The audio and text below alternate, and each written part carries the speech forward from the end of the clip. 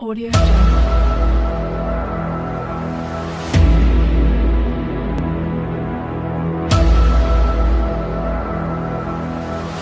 Audio Jungle. Audio Jungle.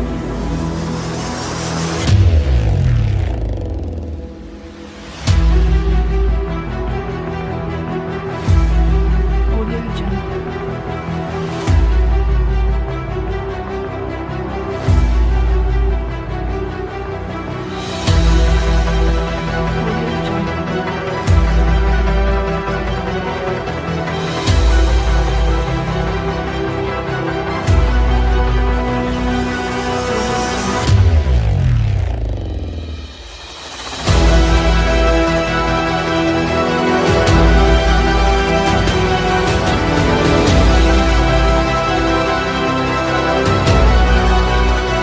Daripada yang sudah-sudah, okeylah.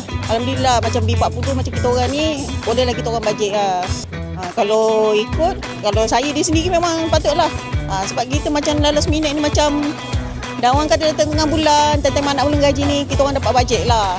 Dapat lagi kita orang belikan untuk penuhi keperluan lah kat rumah. Sayur lah, sayur. Telur, ayam. Boleh lah. Sayur ni RM1. Kadang-kadang kalau ada ni kan anak bawa cik datang lah. Bulan sekali pun boleh juga kot. Kan? Saya ni tadi dapat tu pasal saya tengok TikTok bang. Dia lalu kat FYP dekat TikTok tu, saya tengok ada. Tu kebetulan hari ni off. Rushing lah, boleh lah tinggal sini. Dapat lagi masa 2 hari macam saja. Kalau pada pandangan saya lah, kalau benda ni daripada petani terus kepada rakyat, komuniti. Alhamdulillah bang, dia tak melalui orang tengah, jadinya harga tu sampai kepada petani. Itu bagus. Hari kalau yang ni saya first time. Sebab sebelum ni pernah nampak naik signboard ni kan, tapi dah terlepas. Tahu-tahu yang ni, yang ni hari ni ada, alang-alang bolehlah pergi. Setuju, sangat setuju. Lagi kalau lagi selalu lagi bagus.